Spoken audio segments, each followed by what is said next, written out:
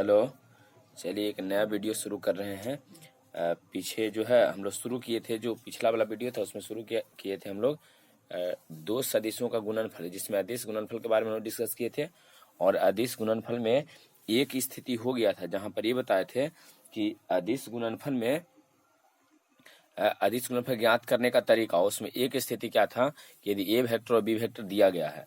यहाँ पर आपको क्या किया है देख लीजिए, यहाँ आपको अदिश गुणनफल निकालना है, लेकिन ए वेक्टर और बी वेक्टर न देके ए वेक्टर एवं बी वेक्टर के का परिमाण दे देगा और उसके बीच का कोण देगा, है ना। ए वेक्टर और बी वेक्टर आपको नहीं देगा, और यहाँ पर आपको देगा ए वेक्टर और बी वेक्टर का परिमाण और उसके बीच का कोण। यहाँ जैसे देख लीजिए, यहाँ पर लिखा गया है ध्यान दीजिए, यदि ए वेक्टर बी वेक्टर के परिमाण और बीच का कोण दिया गया हो, है ना। ए वेक्टर है, बी वेक्टर है, इसके बीच का कोण दिया रहेगा।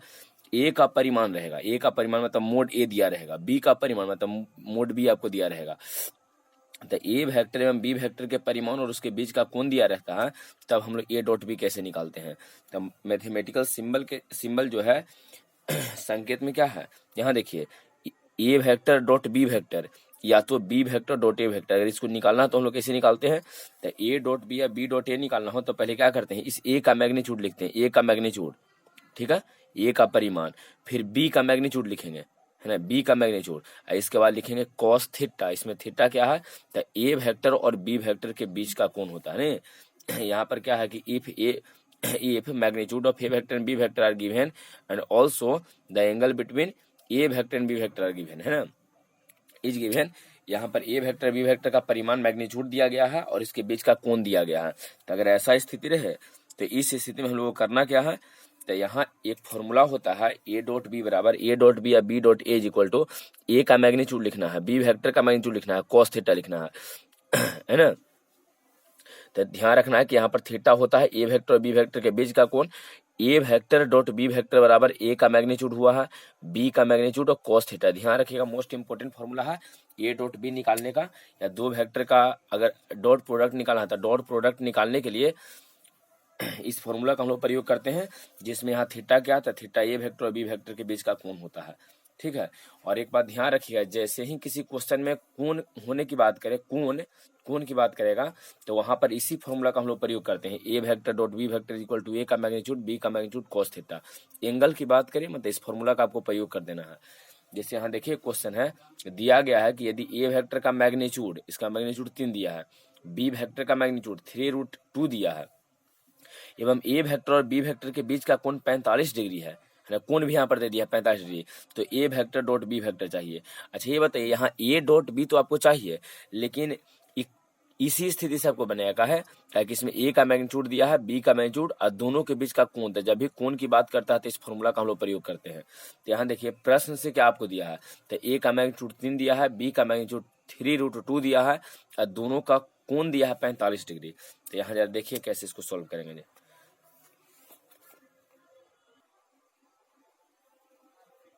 चलिए, ए का मैग्नीट्यूड 3 है, बी का मैग्नीट्यूड 3√2 है, थीटा का मान 45 डिग्री, ए डॉट बी निकालना था, ए वेक्टर और डॉट यहाँ पर है, डॉट यहाँ है, तो ए वेक्टर और dot B vector equal to क्या जानते हो, तो ए का मैग्नीट्यूड बी का मैग्नीट्यूड कॉस थीटा रखिए, ए का मैग्नीट्यूड 3 है, बी का मैग्नीट्यूड 3√2 है और कॉस थीटा का स्थान में 45 डिग्री, तो 3 हो गया, इसको 3√2 हो गया, कॉस 45 का मान 1/√2 होता है, तो √2 से √2 देखिए यहाँ पर कैंसिल हो जाएगा ना, कॉस 45 का मान 1/√2, तो √2 से √2 कैंसिल, 3 3 9 आपका आंसर हो जाएगा। ये क्लियर है, तो इसमें तो कोई दिक्कत नहीं है।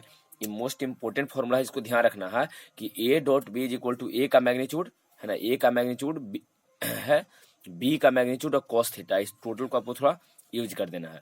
यहाँ थीटा ए वेक्टर बी वेक्टर के बीच का कोण होता है। अच्छा इसी तरह से एक और क्वेश्चन यहाँ पर दिया गया है, देख लीजिए क्या दिया गया है यहाँ पर, समझिए।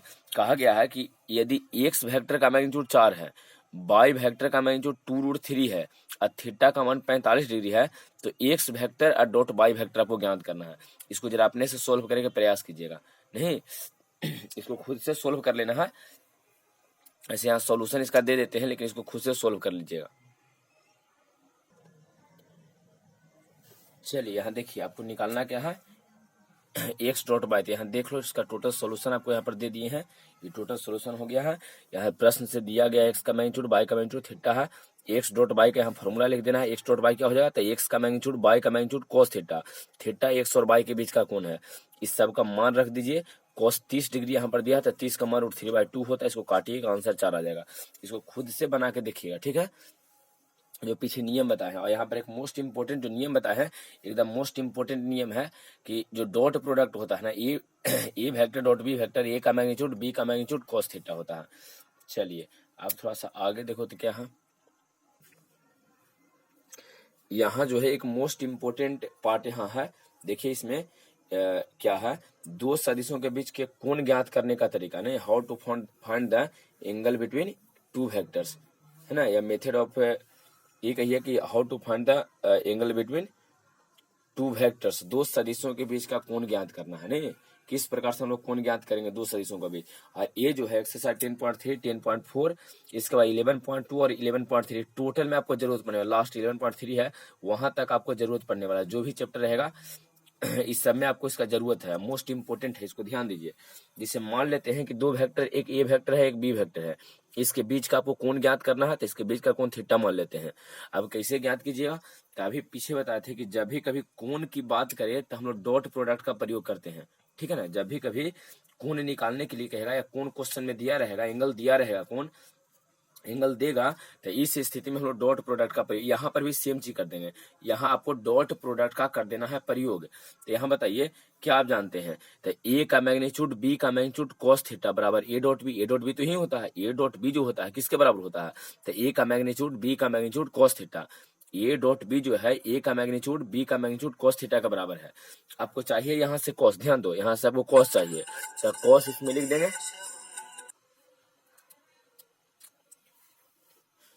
यहाँ पर क्या करेंगे, यहाँ देखिए कॉस थीटा जो है, यहाँ से कॉस थीटा लिखेंगे, तो cos theta is equal to क्या आ जाएगा, तो ए डॉट बी, ये गुना में है तो चल जाएगा आपको भाग में, ठीक है ना। यहाँ पर देखिए तो कॉस थीटा का वैल्यू क्या आ जाएगा, तो cos theta equal to A vector dot B vector divided by A का मैग्नीट्यूड इंटू बी का मैग्नीट्यूड, यही आपको ध्यान रखना है, ठीक है। तो यहाँ देखिए जब भी कभी किसी क्वेश्चन में आपको एंगल निकालने की बात करें, तो ये क्या कैसे आया है उससे कोई मतलब नहीं, डायरेक्ट इस फॉर्मूला को लिखिएगा, कॉस थीटा बराबर ए वेक्टर डॉट बी वेक्टर है डिवाइडेड बाई ए का मैग्नीट्यूड और बी का मैग्नीट्यूड। ये सिंपल सा यहाँ पर एक फॉर्मूला है, ठीक है। चलिए यहाँ देखिए क्या है, ये कह रहे थे कि दो सदिशों के बीच कोण ज्ञात करना था। कोण ज्ञात करने के लिए फॉर्मूला हम लोग को क्या आ गया है, कॉस थीटा इक्वल टू क्या हो जाएगा, cos theta equal to A vector dot B vector और डिवाइडेड बाई ए का मैग्नीट्यूड और बी का मैग्नीट्यूड। अच्छा देखिए कुछ इसमें बात, जैसे कॉस थीटा बराबर 0, तो थीटा होता है 90 डिग्री मतलब π/2। कॉस थीटा बराबर अगर 1/2 आ जाए तो थीटा होता है 60 डिग्री मतलब √3/2। कॉस थीटा का मान 1/√2 कब होता है, 45 डिग्री पे π/4।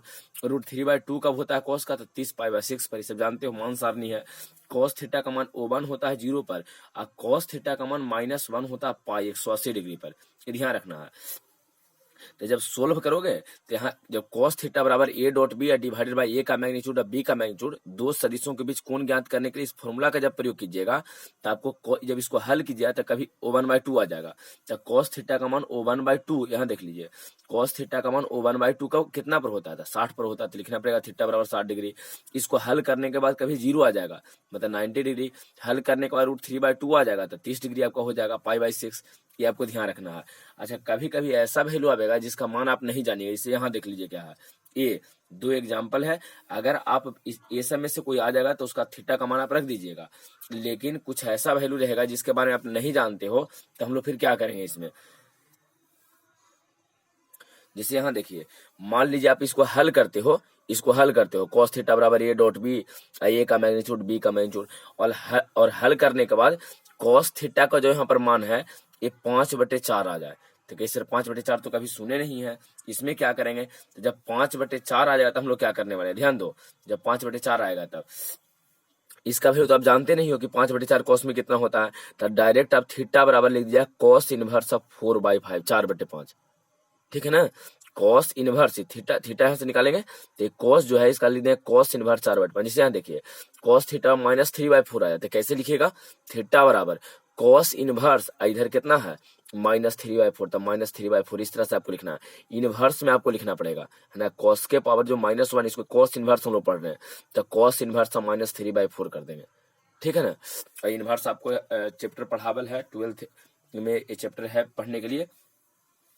तो यहाँ देखिए आपको टोटल थ्योरी क्या समझा, एक मोस्ट इंपोर्टेंट है, इसका थ्योरी क्या बतावल गया है। तो देख लीजिए यहाँ पर एक बार फिर से कि थ्योरी क्या था। इसका यूज हम लोग करने वाले हैं, जो फॉर्मूला है cos theta equal to a dot B divided by a का मैग्नीट्यूड b का मैग्नीट्यूड, ये जो फॉर्मूला है दो सदिशों के बीच कोण ज्ञात करने के लिए हम लोग प्रयोग करते हैं। कोण इसको निकाल, जब भी कोण कहेगा तो इस फॉर्मूला का आपको प्रयोग कर देना है। अगर वैल्यू मान सारणी में आप ध्यान रखिएगा, ये सम्मान आपको 10 क्लास में मिला था पढ़ने के लिए। हाँ, अगर जानते हो इसे cos थीटा का सोल्व कीजिएगा, इसको सोल्व करके √3/2 आ जाएगा, तो थीटा आप 30 डिग्री मतलब π/6 लिख दीजिएगा। लेकिन जब न जानेंगे तो यहाँ इनवर्स वाले नियम का हम लोग प्रयोग करेंगे। ठीक है, आगे क्वेश्चन बनाएंगे तो वहां समझ में आएगा। देखिए क्या है, यहाँ एक क्वेश्चन दिया गया है, ये साधारण से एकदम सिंपल सा क्वेश्चन है, इसको केवल आपको समझ लेना है। देखिए क्या है, कहा गया है यदि ए वेक्टर में बी वेक्टर का परिमाण 1 एवं 2 है, ए का परिमाण मतलब ए का परिमाण, ए का मोड 1 दिया है, बी का परिमाण 2 दिया है, एवं ए डॉट बी का मान 1 है, ए डॉट बी का मान 1 है, तो ए वेक्टर एवं बी वेक्टर के बीच का कोण आपको चाहिए। सिंपल एकदम साधारण सा क्वेश्चन है। ये बताइए इसमें चाहिए अब कुछ, ए और बी के बीच का कोण। अच्छा, जब दो सदिश के बीच कोण निकालने की बात करें तो इसके लिए फॉर्मूला आप क्या जानते हो, तो sir cos theta equal to a dot B divided by a का मैग्नीट्यूड b का मैग्नीट्यूड। जैसे ही कभी कोण निकालने की बात करें तो फट से इस फॉर्मूला का आपको प्रयोग करना पड़ेगा, a dot B equal to a का मैग्नीट्यूड b का मैग्नीट्यूड, इसके बाद cos थीटा। यहाँ पर भी कहा है कि a एवं b के बीच का कोण। अच्छा, इसमें दिया क्या है ये देख लीजिए, तो ए और बी का मैग्नीट्यूड, ए का मैग्नीट्यूड 1 है, ए का मोड 1 दिया है, बी का मोड दिया है 2, और ए डॉट बी का मान 1 दे दिया है। तो देखो इसको सोल्व कैसे करें, पहले जो देगा प्रश्न के अनुसार उसको लिख लेना है। चलिए पहले लिखे हैं, यहाँ पर देखिए क्या है, प्रश्न से यहाँ पर लिखा गया है। तब प्रश्न से ए का मैग्नीट्यूड कितना है, तो ए का मैग्नीट्यूड 1 है, बी का मैग्नीट्यूड कितना है 2 है, ए डॉट बी का मान कितना है 1। अच्छा, ये बताइए कोण निकालने के लिए पहले प्रश्न से लिख लिए हैं, कोण निकालने का फॉर्मूला क्या जानते हो, तो कोण निकालने के लिए जानते हैं cos theta equal to a dot B, A का मैग्नीट्यूड और बी का मैग्नीट्यूड। जब भी कभी कोण निकालने की बात करें इस फॉर्मूला को ध्यान रखिए, a डॉट बी, ए का मैग्नीट्यूड बी का magnitude, cos theta equal to a dot B का मान 1 दिया है, ए का मैग्नीट्यूड भी 1 है, बी का मैग्नीट्यूड देखिए, ए का मैग्नीट्यूड 1, बी का मैग्नीट्यूड 2, सबका मान रख दो। रखने के बाद पता चलेगा कि cos थीटा का मान 1 का बटे नीचे 2 आ गया, देखिए गुना करो तो 1/2। अभी बताइए cos में कितना का मान 1/2 होता है, तो 60 डिग्री, मतलब थीटा बराबर 60 डिग्री, मतलब π/3 हो जाएगा आपका आंसर। 60 डिग्री लिखिए चाहे π/3, दोनों सेम है।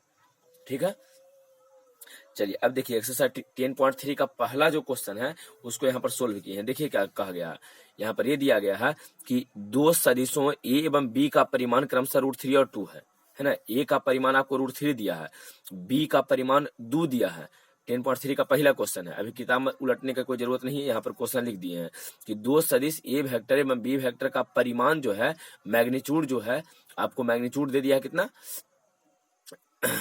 क्रमशः √3 और 2 है। ए का हो गया √3 या बी का हो गया 2, और ए डॉट बी का मान √6 है, √6 है। तो ए वेक्टर और बी वेक्टर के बीच का आपको कोण चाहिए। अच्छा, पहले यहाँ देखिए ए वेक्टर बी वेक्टर के बीच का कोण कैसे निकालना है। पहले प्रश्न से दिया क्या है जो लिख लेना है आपको, है ना। इससे प्रश्न से क्या दिया है, तब प्रश्न से ए का मैग्नीट्यूड कितना दिया है वहां देख लीजिए, ए और बी का मैग्नीट्यूड दिया है √3 और 2, तो ए का मोड जो है मैग्नीट्यूड √3 है, बी का मैग्नीट्यूड 2 है, ए डॉट बी का मान √6 दे दिया है, देख लीजिए। अच्छा बताइए कोण ज्ञात करना है, तो कोण के लिए formula cos theta equal to a dot B, A का मैग्नीट्यूड बी का मैग्नीट्यूड, तो cos theta equal to a dot B का मान √6 है, यहाँ रख देना है। अरे कुछ नहीं करना है, फॉर्मूला लिखिए, इसमें सब वैल्यू रखिए। तो a डॉट बी का मान √6 है, a का मैग्नीट्यूड है √3, b का मैग्नीट्यूड है यहाँ 2। ठीक है, अब इसको हल कैसे करेंगे, तो देखिए हल करने के लिए यहाँ √6 है, तो 6 को 3 गुने 2 लिख सकते हैं, मतलब 3 दूना 6, 6 को चूंकि रूट में है तो दोनों रूट में ही लिखाएगा।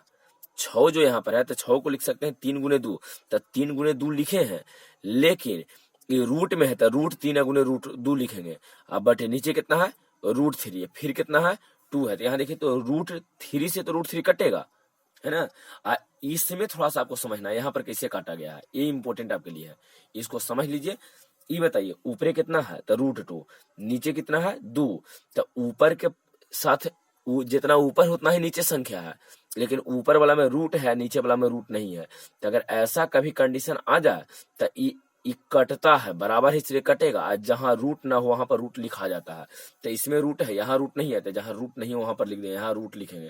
तो रूट टू जो आया है हम लोग को नीचे आया है, तो कॉस थीटा बराबर 1/√2 हो गया। कितना पर? तब 45 डिग्री में, तब π/4 आपका आंसर हुआ।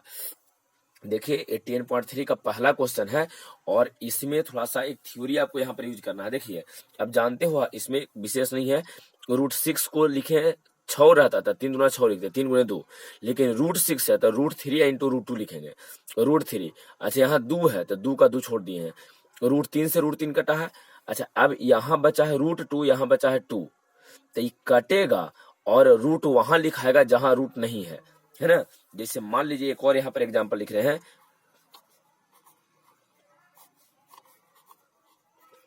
यहाँ देखिए एक एग्जांपल यहाँ लिखे हैं, यहाँ पर दोनों सेम है, यहाँ 5 है और यहाँ नीचे √5 है, तो दोनों सेम है, एक रूट में एक रूट में नहीं है, तो कटेगा और √5 वहां लिखाएगा जहां पर रूट नहीं है, तो यहाँ नहीं है इसलिए √5 ऊपर लिखा जाएगा। अगर यही ई वाला नीचे होता तो √5 नीचे लिखाता। तो उसी तरह से यहाँ देखिए क्या है, यहाँ पर है कितना √2 है, यहाँ 2 है, तो कट के नीचे रूट लिखाएगा, मतलब कॉस थीटा का जो टोटल कट के वैल्यू आएगा वो 1/√2 है, जो कितना पर है 45 डिग्री पर।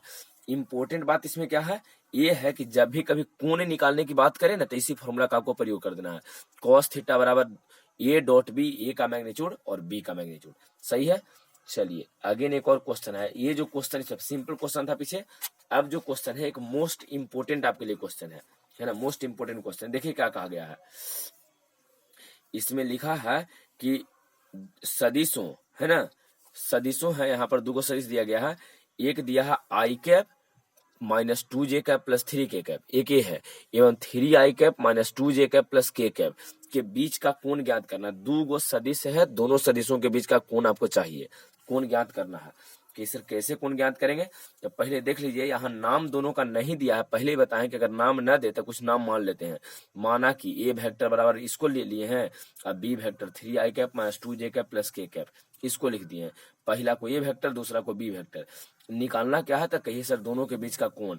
अब कोण ज्ञात करने का फॉर्मूला बता दीजिए, तो कोण ज्ञात करने का हम लोग फॉर्मूला जानते हैं, cos theta equal to A.B, A का मैग्नीट्यूड बी का मैग्नीट्यूड।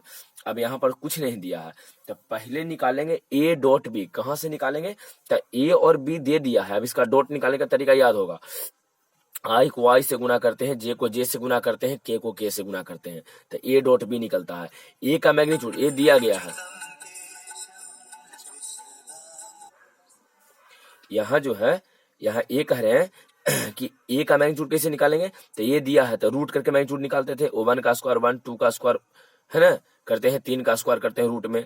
बी का मैग्नीट्यूड यहाँ से निकालेंगे 3 का स्क्वायर हो जाएगा 9, 2 का स्क्वायर 4, 1 का स्क्वायर 1, तो इस तरह से करके यहाँ पर हम लोग निकाल लेंगे।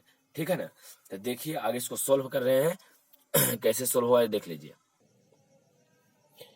चलिए देखिए क्या है, यहाँ ये कह रहे थे एक मोस्ट इंपोर्टेंट क्वेश्चन है, यहाँ आपको पहले जैसा क्वेश्चन नहीं है, यहाँ देखिए इस तरह से क्वेश्चन आपको देगा, ए वेक्टर यहाँ आपको दे दिया है ना, ए वेक्टर दिया है आपको, बी वेक्टर दे दिया है और कहा कि दोनों के बीच का हम लोग को कोण चाहिए, तो यहाँ ए वेक्टर बी वेक्टर दिया नहीं, इसको माने हैं दोनों को।